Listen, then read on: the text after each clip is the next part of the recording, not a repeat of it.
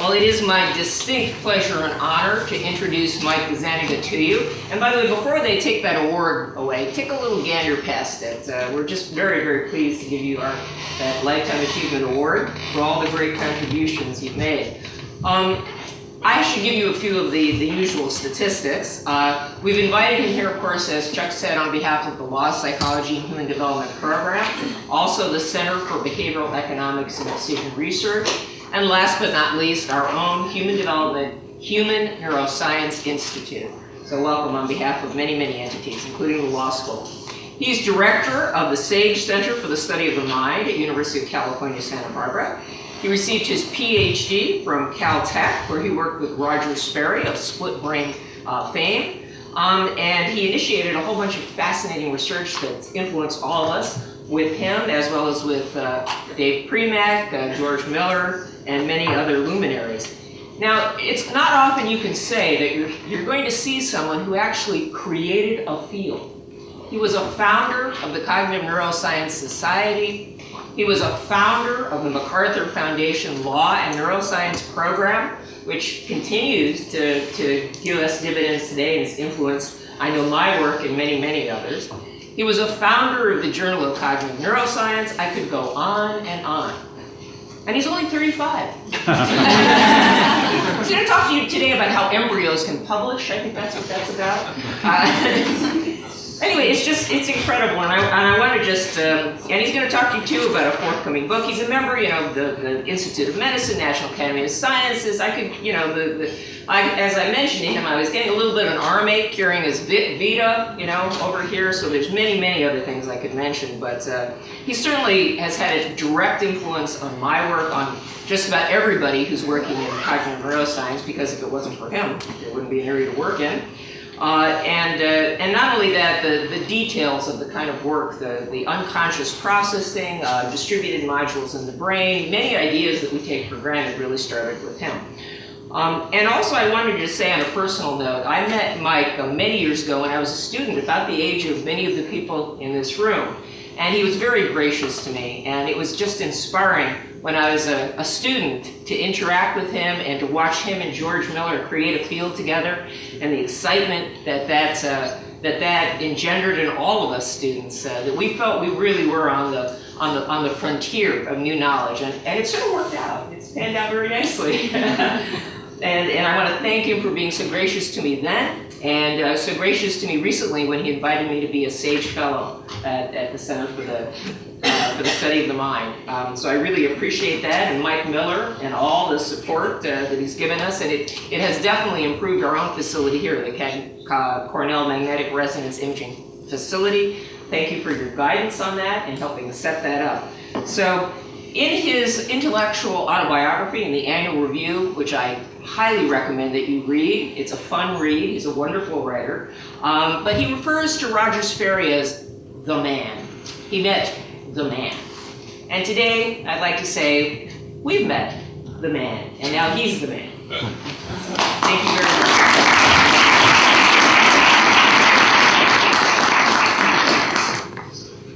I thought I'd sort of give a case history of an experience I had where I was on the President's Council on Bioethics, President Bush's Council on Bioethics, and how being dropped into that made me aware of the need to cross-communicate complex topics across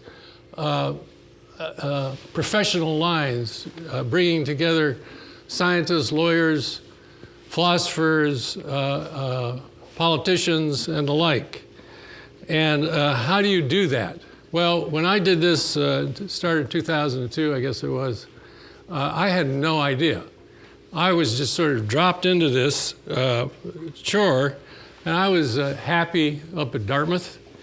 I had my job there. I had gone to school there, and the two buildings there, the Baker Library is where Dartmouth tries to teach you how to think, and the other building there is the Alpha Delta Animal House, where I learned all my heuristics over there as giraffe.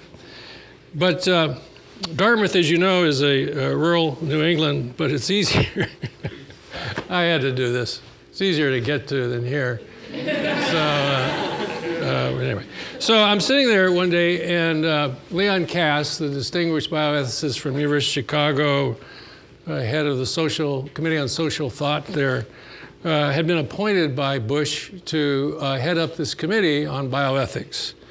And he called, and he was about the executive order that Bush had given to form a council that shall advise the president on bioethical issues that may emerge as a consequence of advances in biomedical science and technology. That's fairly broad scope, but he alerted me to the fact that there were going to be many hot button issues, and the first one was really going to be on stem cells, which if you can roll back to 2001, 2002, it was an extremely hot issue. And he was explaining this, and there's no explanation at the time, just give you the full experience here. There's no explanation at the time of who else is on the committee. You don't know. You're just being called. Do you want to serve on it?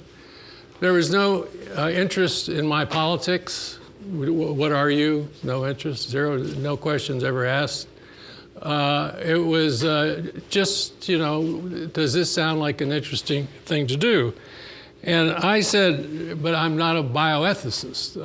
I don't know. And he made the point that the committee was about bioethics, but it wasn't composed of bioethicists. People there were representing various aspects of the society that want to think about these questions.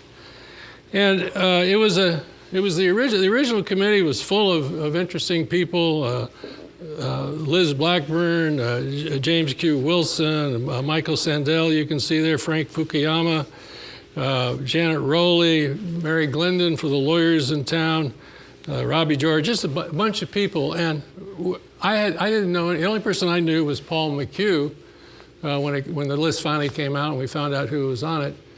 And so we all showed up, and I didn't know, nor did I think anybody knew where this was all going to land. But right away, we were thrown into the topic of stem cell science. And again, because I'm trying to do a lot of this for the students and what you think of, we should come to know may be your duties, to accept a position on any of these committee meetings is a serious commitment of time. So over 7 years, those are 2-day meetings, which is a little longer. You fly to Washington. And if you come from Ithaca, my God, I can't think of the amount of time it takes to get there. But it's tremendously consuming and an important commitment for which there's no compensation.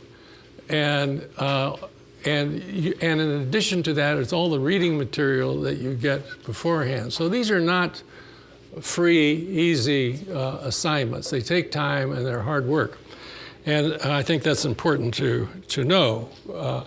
Secondly, the kinds of issues that we studied were many over the 7 years.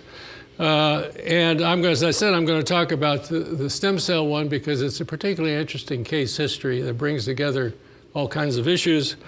And another one that I spent a lot of time on was the determinism and law issue, which we won't talk about today. I wrote up a little book called The Ethical Brain, which kind of went through these things and laid it out, and from the perspective of a neuroscientist looking at these questions.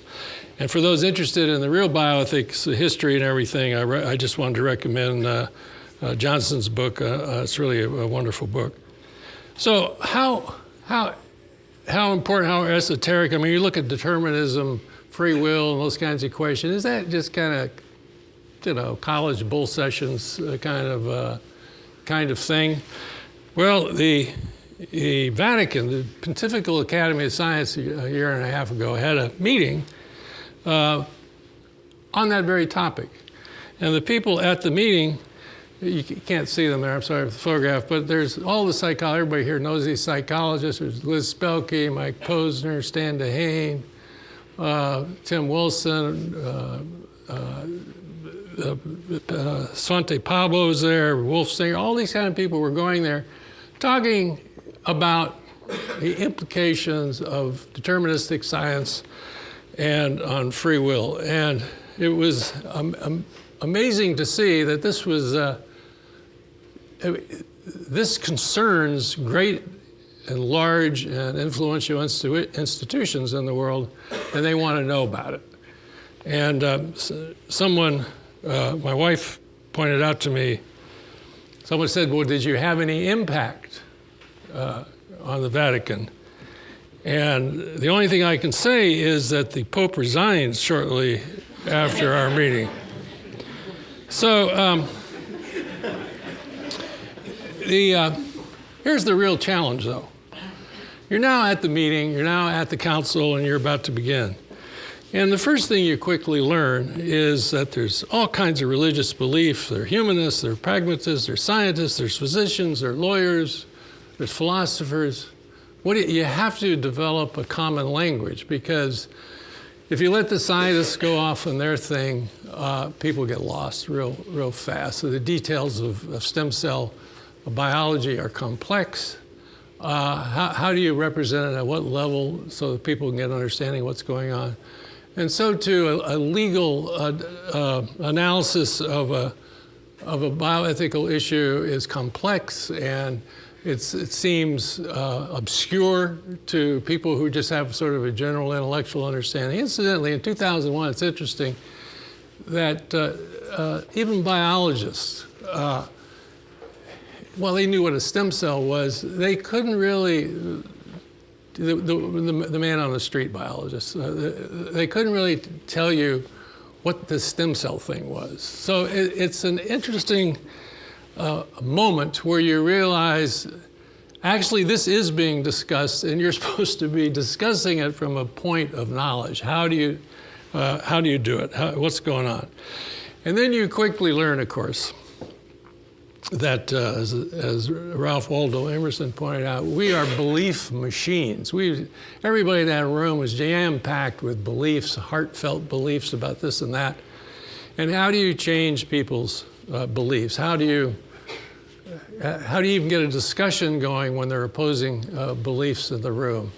And we all know from psychology, of course, the work of Leon Festinger and his example of when religious beliefs, when prophecy fails. But also, scientists aren't so great at changing their mind either. In neuroscience, KHAL and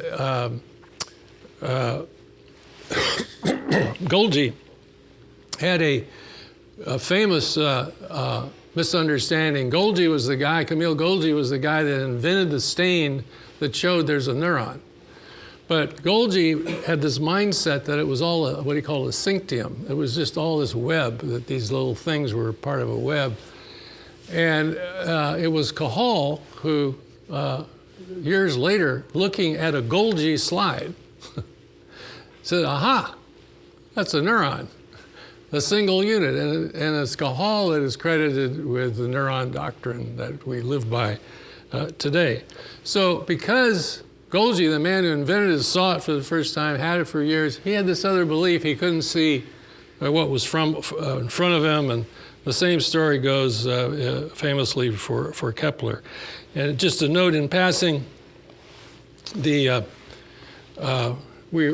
being visited at Santa Barbara now by Gerd Gigerenzer on the issue of medical statistics, and you can just see another one where the reality is one thing, the beliefs are another, and how to get those two things together is going to be a major chore. So let's look at the issue of cloning. This is the case history I want to tell you about. Oh, there is water here. Is this water? Yes, it is.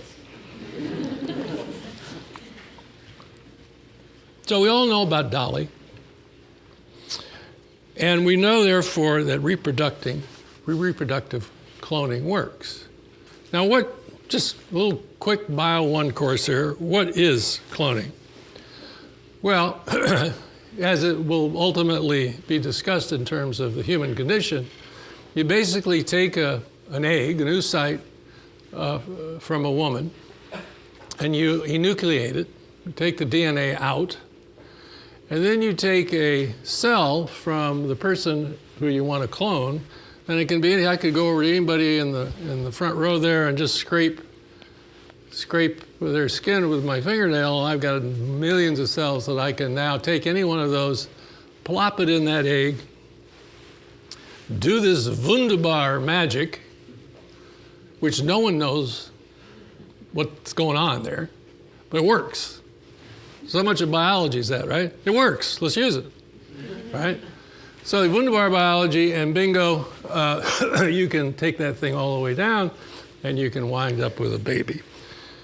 So that's reproductive cloning, or cloning for baby making, as the phrase became. And was the world ready for that? Was that going to go anywhere? And pretty much the entire council said no. It's first of all, it's too risky. There's all kinds of issues we don't know about cloning in terms of long-term health issues. Other people just didn't like it because it wasn't a natural way to make a baby. There's got to be something in there that's going to be a surprise. And a lot of people had the religious belief that humans don't make babies. Babies are made by supernatural forces, and they're a gift. So for all those reasons, it all added up that, no cloning for reproductive purposes.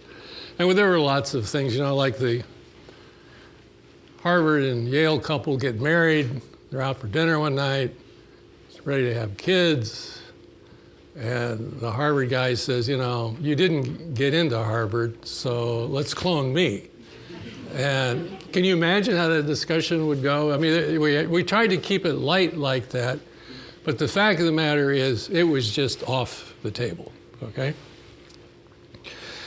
Then there is biomedical cloning, and here's where all the issues become tense, focused, and are important. And it's basically the same thing. You take an oocyte, an egg from a woman, you nucleate it, you get a cell from somebody who, say, needs a liver, and you want to grow them one. But just roll back, you take the oocyte, you take the cell, you plug it in, and you grow it up in a petri dish to 14 days, as seen there. And about that time, and you harvest it. You harvest the stem cells out of that. That's called a blastocyst, and you can get about 150 stem cells or so. And those stem cells then are plated out, and they're ready to become anything. They're pluripotent cells. They can become a liver, a brain tissue, what have you. And that is an exciting extension for regenerative medicine, possible things medical science can achieve with repair. Now, so, okay, yeah, well, that seems fine.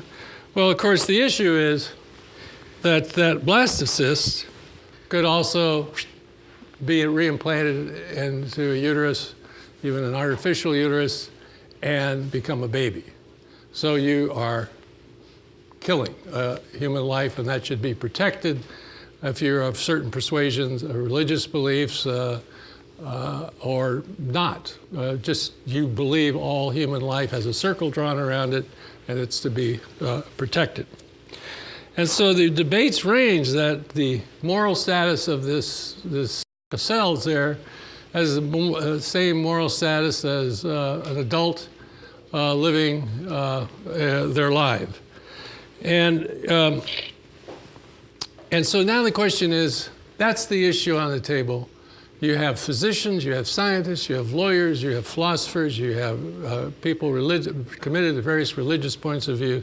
How are you going to talk about it? And so the arguments after the first sort of discussions of the actual biology, which I've obviously shorthanded there, one of the main arguments was, well, the blastocyst has the potential. This is the potentiality marker, that because it can be a human, if certain things happen to it, it is protected both morally and legally. And so an analogy came up during the discussion that I tried to push, which was, well, Home Depot has all of the components for making a house. And when Home Depot burns down, it's not that 30 homes burn down. You can get about 30 homes out of a Home Depot, but that in fact, Home Depot burnt down. The interactions haven't started yet. It's not another thing yet. So that was one argument that people tried to buffer the notion that there was something awful about this blastocyst being used for stem cell development. You know, these are discussions and metaphors and so forth that everybody can get in and talk about. It crosses all their professional lines, they get it, and then they can talk about the veracity of it or lack of it, depending on their point of view. The slippery slope argument. Well, if we allow this 14-day thing, and then it's going to be 22, and then it's going to, and then pretty soon, you know, it gets right up into a late-stage abortion. And, you know, is that, so we can't have any of this stuff. We're just going to say it's at conception, and that's the end of it. So we had many a discussion about, well, the slippery slope argument. We've got all kinds of slippery slopes, and that's why we have a legal system to draw lines, and people have to adhere to those lines, and so forth and so on. It's a doable thing. We as a human culture can do this. That discussion ensues. All these are going around for 6 months, right? Whether they're having an impact or not, we don't know yet. Then there was the transplantation model. So this is a big issue. You roll the camera back. Can you take an organ and transplant it to another person? So can you take a heart out of someone who's brain dead and give it to somebody who needs it? And you know, you got to get the scene here. Somebody's in the emergency. Somebody comes in and they're declared brain dead. Their heart's still beating, right? And this means a surgeon is cracking their chest, taking this beating heart out of this person, and then going over to the next table and implanting it into the person who needs the heart. And you just say, oh yeah, that's what we do now. But I just remember when I started to think about this stuff, I said, wow, it turns out my brother does that for a living. So I call him up and I said, does that ever give you pause that you're going in there and you're ripping this heart out? And he says, what? No, that person is dead, irreversibly dead, no coming back. And this person you're going to give many, many years of life to. So what allowed that to be socially acceptable? Well, it turned out it was a letter from Pope Pius XII to the New England Journal of Medicine, broke the ice on that. And all of a sudden, transplantations were okay in Western medicine, and of course continue and have saved hundreds of thousands a year. So we can take organs from brain dead people and use them for a biomedical purpose. So I raised the question, well, blastocysts don't even have a brain. There's no brain in that 14-day. The thing hasn't even started to develop yet. It's a hunk of cells that can be liver, kidney, brain, and all that. So will that truth have an impact on people's thinking? And then finally, the argument that presented by gynecological researchers, which was shocking to everybody in the room, didn't know this one, that 30 to 80% in normal sexual union have a spontaneous abortions, basically. Spontaneous loss of fertilized embryos. So then there's the issue of twinning. So, because you get it right into at conception, there's this God-made entity, but then for 14 days there can be twinning. So You made one mind, and then wait a minute, then you split it into two. How does that go theologically? And then there's the chimera. After that, the twinning can reunite it back into one. And so, again, this is a charged room where people are trying to talk together, and they're bringing up these puzzles. And everybody's exchanging. You don't know where it's going yet. It's just a discussion. And so we got through all that. and this is kind of one of the first points I want to make, is pretty soon, where you're playing the role of a scientist. I was a neuroscientist, not a neuroscientist on the ground. And you're asked to talk about the nervous system and development and blah, blah. And pretty soon, some points crystallize in your mind, and I kind of just mentioned them. So I wrote a piece, an op-ed piece for the New York Times. In my mind at the time, as just simply spelling out the issue as I saw it, right? It's an op-ed piece. What I didn't fully realize is that I had slipped into advocacy. And what you're doing when you're explaining as a scientifically trained lawyer, or what a lot of you will be doing, is it's more than just arguing a point. You're actually advocating whether you want to or not. I'm not a particularly, I'm not an advocate. But it turns out I was an advocate because of this role that you take on. And I just want the students to fully appreciate that. So anyway, I wrote this thing in the op-ed, and then soon thereafter, William Safire, in fact, in May, got wind of this committee, and he was, for some reason, very interested in this question. And so he wrote in the Times, there seems to be a little agitation on the committee. It doesn't look like a pushover. Everybody thought this committee was just going to fold, be against cloning of all types, and that was going to be the end of it. But there was obviously something brewing, and he said he points out there in this article that if the if there had been an anti-cloning majority, the committee would have reported out in May of that year. But because no one could override the 60-vote rule in the Senate, the committee I was on did not take a stand in May. Okay, so they didn't take a stand in May. Basic way of saying that. So here's the committee again, reshuffled in this slide, and kind of shuffled to where they stood. So the committee, the 7 people on the right there, were against cloning of both types, biomedical and reproductive and biomedical. Mm-hmm. The 7 people on the left were against reproductive cloning, but for giving the green light to biomedical cloning with regulations. Everything has to be regulated. You got to get at your regulatory boards. You're going to do stuff like this. But morally, no problem. Go ahead and do it. And 3 people in the middle were against reproductive. Everybody's against reproductive, but they have no problem with but they wanted a moratorium until the regulations were written. They were just kind of a little bit more specific. But you add it all up, and here's what we were asked to do, and in a response.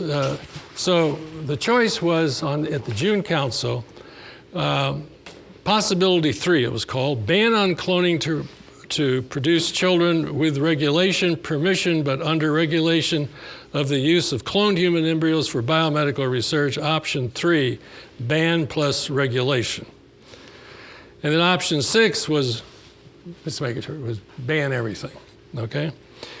Now, how this was, and so if you look at it that way, there are really 10 declarations to go ahead with biomedical cloning, but with regulations. And there were 7 people opposed to it. So what happened in July, 1 month later after the June meeting, was this came out as 7 for a complete ban, 7 support biomedical research with regulation, and 3 support biomedical but with moratorium until regulations in place, right? How did that all get translated? Reported as 10 voted for moratorium, right? This was all done in the press. If you actually go look at the websites and the data, you'll see that it's quite clear, just as I portrayed it. And the notion why this was allowed was that they needed time to talk up the ban. The people who, the 7, wanted the moratorium so they can convince everybody else just to ban that too. And the 3 agreed to the word moratorium because they just wanted the time for the regulations to be in place. So, as I said, the New York Times wrote it up a little bit in favor of it. It looked like they were for, the 10 were opposed, were for a moratorium. And the bottom here was a quote from the White House. Despite the divisions on the panel, a senior administrative official called the report consistent with the president's core view, which is majority opinion clearly rejects the position of those who say we should ban reproductive cloning this year while authorizing research cloning. Geez, you got to read the fine print. And so, which I said, huh? What's all that, you know? And yet that's how it works. And everything here I'm saying, there's nothing told out of school here. It's all part of the public record, and yet it's all spun in these very interesting and complex ways. Now, all of this is also to say and that the embryo issue is a hot issue. It gets people going faster than you can say boo.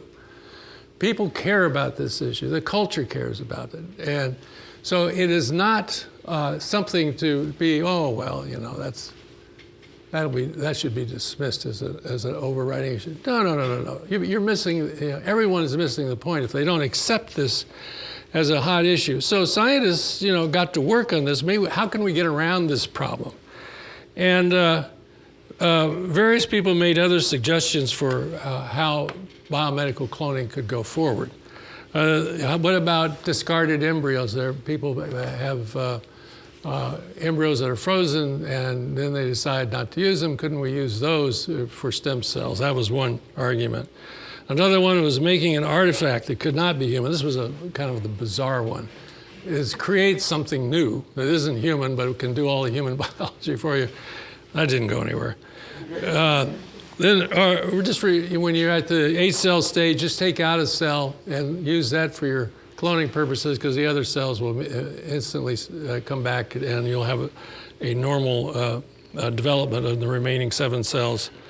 And then the one that seemed, everybody understood it, but it just seemed wild, dedifferentiation. That's where you take a cell and run it backwards in time to where when it's a stem cell, stop it, or a pluripotent cell, stop it, and then use it for whatever you want, whether kidney, heart, lung. So you get that dedifferentiation, just come back in time before the thing differentiates out. Everybody thought that was kind of a zany idea too, right? But, it made sense biologically. So while all that was being discussed, right afterwards there was a Brownback bill, ban all cloning. The issues were hot, they were everywhere. And then in 2006, President Bush in his State of the Union came on again, brought the whole thing up again. Tonight I ask you to pass legislation to prohibit the most egregious abuse of medical research, human cloning in all its forms, creating or implanting embryos for experiments, creating human-animal hybrids, and buying, selling, or patenting human embryos. Human life is a gift from our Creator, and that gift should never be discarded, devalued, or put up for sale. Well, that's a heartfelt position that roughly 96% of the people in the world believe. And so, what do you do? How some point's being missed here. And so what I thought was, I hit the news wires again. I wrote another op-ed for the New York Times, and I tried to change the argument that what does it mean to be human? What are we talking about here? Are we talking about this DNA molecule? Is that human? Or is human life, human mentation, all the things that we respect and love, is it something else? And so what I wanted to do was maybe if we got people focused away from these simple potentiality and that the notion that DNA in and of itself is equivalent, has the moral equivalence of a human mentating creature, that maybe we could get people thinking differently. And so putting aside the belief in the creator, the vast majority of the world's population is taking some of that. What is the issue is how we are to define human life. And I argue, look around you, look at your loved ones. Do you see a hunk of cells or do you see something else? And of course, what is it we all do? We map agency onto everything. We map agency onto every human being. And I kind of argue in the sense that we're all dualists. When I talk to you, at some level, I know it's my brain talking to your brain, but your brain's talking to my brain, but that's not how we think of it. We have this other abstraction mechanism that allows us to give agency to the other person and to ourselves. And that's not present, I promise you, in a Petri dish, right? That's not what we should do. And we do it, you know, as been pointed out for years, we map agency onto COG here, this robot, early robot at MIT. We see something with its eyes moving, that's something alive in there. When in the awful end-of-life brain-dead situations, the reason this mother has such a hard time letting go is her baby is moving her eyes, and that clicks in her model of who her baby is, her daughter is, because that's what we do for everybody. We have a model of the other person in our head, and anything that triggers that model, that person is as live in that mind as you can imagine. And to invade that with another realization is very tough. So what I wanted to argue and see if we could get going is that thing in a Petri dish is something else. It doesn't yet have memories and project love and hopes and so forth. And we are the accumulation of human experience embedded in our hardware. We're not simply the hardware. You know, when your computer fails, you don't really care about the motherboard going down. You care about all the memories that are in there, all the stuff that you've encoded in there for your use. And the notion to just equate human uniqueness and wonder with a DNA molecule, we just had that wrong. Let's move on and think about other things. Well,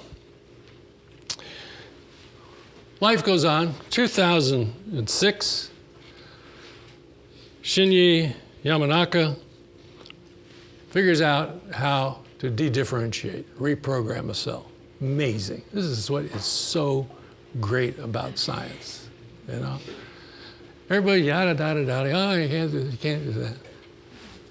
Somebody just goes to work the next morning and keeps at it and figures it out. So Yamanaka figured out how to put 4 genes in a test tube with a diploid cell and reprogram those babies back to be pluripotent cells, induced pluripotent cells, IPS, to call them.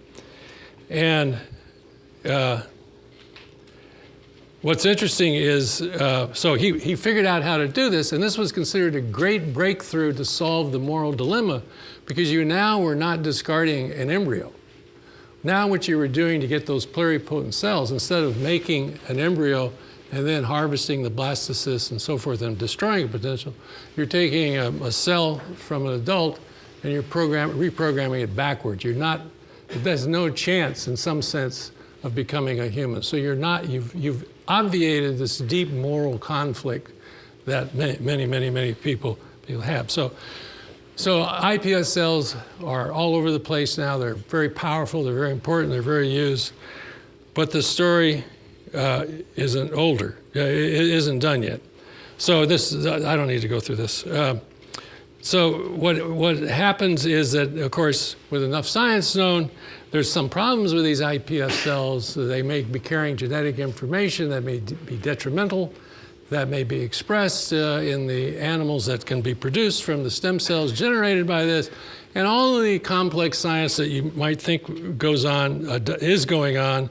And so there's some caution about iPS cells, and there's going to have to be a lot of work done before they're freely used in the biomedical cloning context. And these are just some of them. So there's another issue that, given the law and science and psychology here, that no one has really emphasized. So as I said to you, the standard is for somatic cell nuclear transfer. You take the oocyte and you put the nucleus from the person you want biomedical cloning cells for, and you let it develop, and then you get stem cells, and then you get possible repair for heart. But then if it goes all the way, it can be an embryo, and that's the moral dilemma. Well, it's also true that in reprogramming, you're just running the tape backwards, but you got the same problem. You could say, well, wait a minute, we're going to just run it back to pluripotent cells, but you could run it all the way back to stem cells and then totipotent cells, and you're not allowing that to happen, but you could. So does that offer a moral dilemma? So people talk about that. And then finally, just show how fast moving all these things are going on while there's a science that is vigorous and progressing on these issues. And now they have come back, just reported in the last few months, to induced pluripotent cells were the big theme for the last 6 years. Now they're coming back to the somatic cell nuclear transfer technique and seeing how to do it in human cells, in both embryonic cells and also in adult cells. So nowhere is this argument just going to go away. Nowhere is the tension and debate of this going to go away. It takes constant monitoring, constant changing because of the changing science, because of the values of society. It's a very complex issue. And one just has to see, in the last year in the Supreme Court, there was a big to-do about the various new bills that were before the House, and it's just an ever-present issue. So here's the final thing. Continuing constant communication is necessary in these ethical issues that involve science and involve psychology, involve human development, involve the law. And one thing you got to recognize is you can't change a religious belief. Just do not go there. You can change understanding what it means to be human, I think. As people learn to understand what you really mean by that, it may alter how they think at the edges. And important science writing that engages the publicly, just this fair warning that you just think you're playing the role of the explainer, but you become, in that context, an advocate. And you should just be ready for it and understand that that's almost unavoidable, given the nature of societal knowledge on this without that explanation. And so finally, you just realize that you're wound up with advocacy by explanation. So it's a powerful tool. You students who will go off into the world with these skills will have a wonderful opportunity to play this role, and I look forward to it because you need sophisticated training in these things. You can't wing it like I did for 6 years. Thank you.